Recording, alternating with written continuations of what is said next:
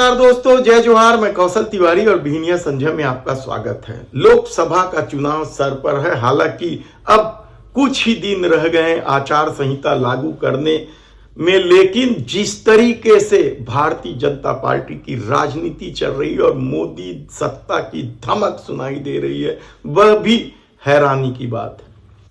आखिर किस तरह का खेल खेला जाएगा 2024 का चुनाव जीतने के लिए, क्योंकि कल ही सीएए का नोटिफिकेशन जारी कर दिया। सीएए का मतलब सिटीजनशिप अमेंडमेंट बिल, और इसका नोटिफिकेशन जारी होते ही विपक्ष हमलावर हो गई। और दूसरी तरफ भारतीय जनता पार्टी के एक सांसद अनंत हेगड़े ने जिस तरीके से कहा कि यदि भारतीय जनता पार्टी 400 सीटों से ज्यादा सीटों के साथ भारतीय जनता पार्टी सत्ता में आती है तो संविधान को बदला जाएगा, संविधान नए सिरे से लिखा जाएगा। इसे लेकर राहुल गांधी ने जबरदस्त हमला किया है कि क्या मोदी सरकार ने 400 पार का जो नारा दिया है उसकी वजह इसी तरह का खेल है। कहना कठिन है। सीएए को लेकर विपक्ष हमलावर जरूर है, लेकिन कहा जा रहा है कि इससे भारतीय जनता पार्टी की राजनीति सधेगी। धारा 370 और राम मंदिर के मुद्दे को कमजोर होते देख सीएए लागू किया गया। तो दूसरी तरफ कांग्रेस में भगदड़ की स्थिति है, कहा जाए तो गलत नहीं होगा। कांग्रेस के कई दिग्गज नेता इन दिनों पार्टी छोड़ रहे हैं, और यदि 2014 के बाद की स्थिति को देखें तो अब तक 15 से ज्यादा मुख्यमंत्री के पद पर रहे नेता और 2 दर्जन से अधिक वे नेता जो केंद्रीय मंत्री रहे हैं, यानी कांग्रेस की सरकार में बड़े बड़े मंत्री रहे लोग भी कांग्रेस छोड़कर जा चुके हैं अब तक। इस कड़ी में छत्तीसगढ़ भी अछूता नहीं है, लेकिन छत्तीसगढ़ में अब भी ऐसे कांग्रेसी हैं जो दमदारी के साथ कांग्रेस के साथ जुड़े हुए हैं।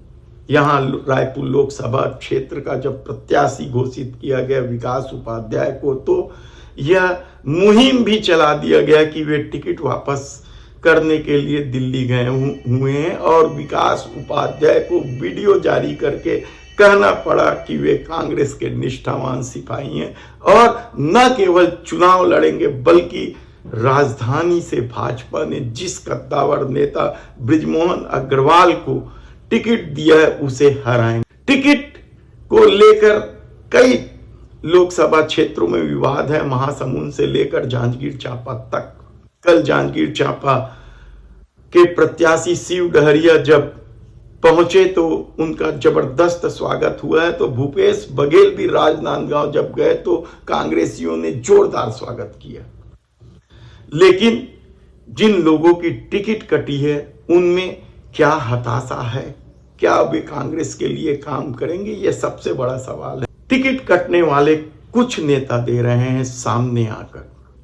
उनमें से एक नेता है शंकर लाल साहू। हमने पिछले अपने वीडियो में बताया था कि किस तरीके से शंकर लाल साहू टिकट के लिए प्रयास कर रहे हैं। वे दिल्ली तक दौड़ लगा चुके थे और कहा जा रहा है बेहद सादगी के साथ वे लोकसभा चुनाव लड़ना चाह रहे थे। बृजमोहन अग्रवाल के खिलाफ जब अच्छे अच्छे लोग चुनाव लड़ने से हिचक रहे थे, उस दौर में शंकर लाल साहू जो ऑटो वाले नेता, जो ऑटो में चलते हैं इसलिए उनका नाम ही पड़ गया है ऑटो वाले नेता, उस शंकर लाल साहू ने टिकट मांगने के लिए दिल्ली तक दौड़ लगा दी थी। उस शंकर लाल साहू ने बहुत बड़ी बात कर दी है। क्या बड़ी बात की है ये पहले उन्हीं के मुंह से सुन लीजिए। मैं जो है कांग्रेस का समर्पित कार्यकर्ता हूँ, निष्ठावान कार्यकर्ता हूँ। मैं जो है 30 साल से कांग्रेस का समर्पित रूप से काम कर रहा हूँ। मेरे पिताजी स्वर्गीय श्री मेहता साहू ने भी कांग्रेस का समर्पित रूप से, निष्ठा से, ईमानदारी से अपना जीवन बिता दिए कांग्रेस के प्रति। मैं भी अपना जीवन बिता रहा हूँ और मैं कांग्रेस के खिलाफ कभी कोई कदम नहीं उठाऊंगा, क्योंकि सामने वाले सांप्रदायिक ताकत बीजेपी वाले जो है पूरे देश में है ना सांप्रदायिकता फैला चुके हैं और आज किस कगार में गया देश प्रदेश। ये जो है भारतीय जनता पार्टी का ये जो किसान विरोधी है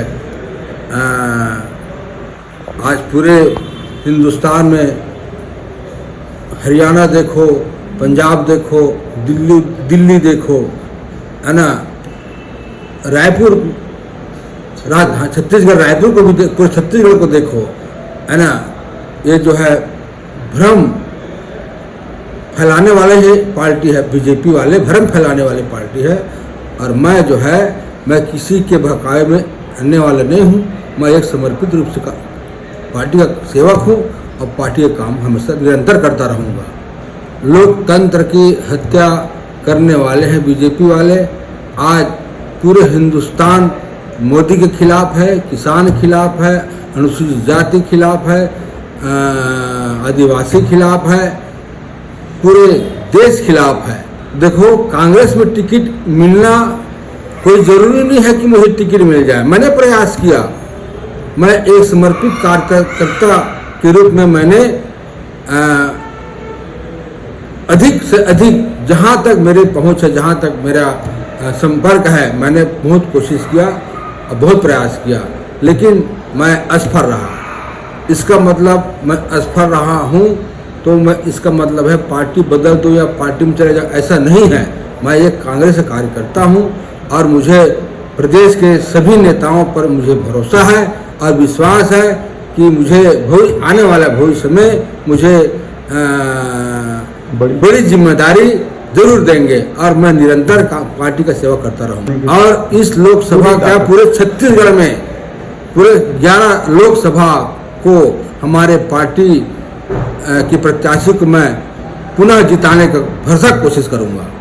तो दूसरी तरफ लोकसभा की 11 में से भाजपा ने सभी सीटों में प्रत्याशी की घोषणा कर दी है, तो कांग्रेस अभी 6 सीट पर ही प्रत्याशी घोषित कर पाई। उनमें से एक सीट बेहद महत्वपूर्ण सीट है, हम उस पर बात कर रहे हैं। वह सीट है कोरबा की। कोरबा लोकसभा सीट में पिछली बार कांग्रेस ने जीत दर्ज की थी। मोदी लहर के बाद भी जिन 2 सीटों पर कांग्रेस ने छत्तीसगढ़ में फतह की थी, उनमें से एक सीट कोरबा की थी और यहां से कोई और नहीं, कांग्रेस के कद्दावर नेता चरणदास महंत की धर्मपत्नी ज्योत्सना महंत ने जीत हासिल की थी। कहते हैं कि बेहद मिलनसार स्वभाव की है और आकाशवाणी से भी जुड़ी रही है। पिछले 5 साल लगातार वे सक्रिय रही क्षेत्र में और कोरबा जांजगीर चांपा की राजनीति को साधने में चरणदास महंत हमेशा ही आगे रहे। ऐसे में ज्योत्सना महंत के खिलाफ भाजपा के सामने सबसे बड़ी चुनौती थी कि किसे प्रत्याशी बनाया जाए, क्योंकि कोरबा में दावेदार तो थे, लेकिन ज्योत्सना महंत के प्रभाव के कारण वे चुनाव लड़ने से क्या हिचक रहे थे।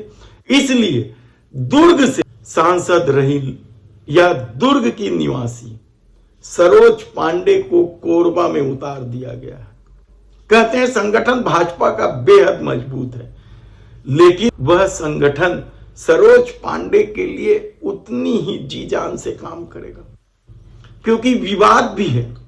कुछ लोग दबे स्वर में, क्योंकि मोदी की धमक है खुलकर, तो इस दौर में बोलना बेहद ही मुश्किल भरा काम हो गया है।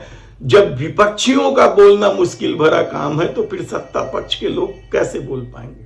तब दबे स्वर में सरोज पांडे के नाम का विरोध हो रहा है। सरोज पांडे दुर्ग क्षेत्र से न केवल पार्षद रही हैं, विधायक भी रही हैं और सांसद भी रही हैं।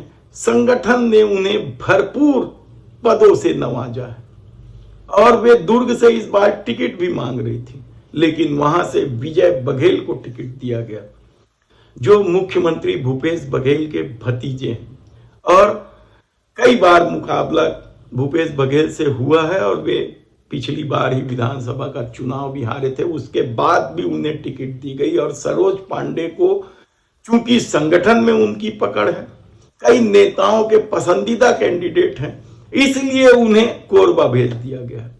लेकिन क्या कोरबा में सरोज पांडे चुनाव जीत पाएगी, यह सबसे बड़ा प्रश्न है। क्योंकि चरणदास महंत ने अपनी ताकत जांजगीर चांपा में तो दिखाई है विधानसभा चुनाव के दौरान, 8 सीटें कांग्रेस की झोली में डालकर, और अब कोरबा में उनके सबसे करीबी और कद्दावर माने जाने वाले जयसिंह अग्रवाल भूपेश सरकार में मंत्री थे, हार गए चुनाव। उसके बाद भी कहा जा रहा है कि ज्योत्सना महंत जिस तरीके की मिलनसार महिला है और जिस तरीके से वह अपने क्षेत्र के लोगों का ध्यान रखती है, उसकी वजह से उन्हें हरा पाना बेहद मुश्किल है। और तब परिस्थितियां और विपरीत हो गई है भारतीय जनता पार्टी के लिए, तब जब दुर्ग क्षेत्र की प्रत्याशी को कोरबा में उतारना पड़ा है। बेहद रोचक होगा मुकाबला, मान लीजिए, क्योंकि सरोज पांडे के साथ पूरी संगठन की ही ताकत नहीं होगी, बल्कि मोदी का चेहरा भी होगा। और इस दौर में तो किस प्रत्याशी की क्या हैसियत है कहना बेहद मुश्किल है भारतीय जनता पार्टी के लिए, क्योंकि कांग्रेस के जो प्रत्याशी हैं वे अपने चेहरे और अपने दम पर चुनाव लड़ रहे हैं, लेकिन भारतीय जनता पार्टी के साथ ऐसा नहीं है। भारतीय जनता पार्टी में जो लोग अपने को तुर्रम खां समझते थे, उन लोगों की भी हैकड़ी मोदी ने निकाल दिया है इस दौर में। और कहा जा रहा है कि लोकसभा चुनाव भी जब मोदी के चेहरे के आसरे लड़ा जाएगा, तब सरोज पांडे के चेहरे का क्या मतलब है। और कोरबा के ही कई भाजपाई दबे जुबान पर कह रहे हैं कि यहां से सरोज पांडे नहीं, मोदी चुनाव लड़ रहे हैं। ऐसी परिस्थिति में जब ज्योत्सना महंत पिछले मोदी लहर के बावजूद चुनाव जीत चुकी है, तो क्या इस बार उनके लिए बाहर से यानी दुर्ग से लाए प्रत्याशी को भाजपा के द्वारा उतार देना जीत की राह को आसान करता है। हम आपको एक एक खबर बताएंगे कि और बाकी क्षेत्रों में क्या कुछ हो रहा है। हमने कल ही बताया कि जिन 5 सीटों पर पेंच फंसा हुआ है, उसमें से 4 सीटों पर सहमति बन गई है और कहा जा रहा है कि 1-2 दिन में शीघ्र ही बचे 5 सीटों की घोषणा कर दी जाएगी। अब देखना है कि लोकसभा में जो पिछली बार भारतीय जनता पार्टी ने 9 सीटें जीती थी, इस बार जब चुनाव सिर्फ और सिर्फ मोदी के चेहरे पे लड़ा जा रहा है, तब वह कितनी सीट जीत पाएगी। धन्यवाद।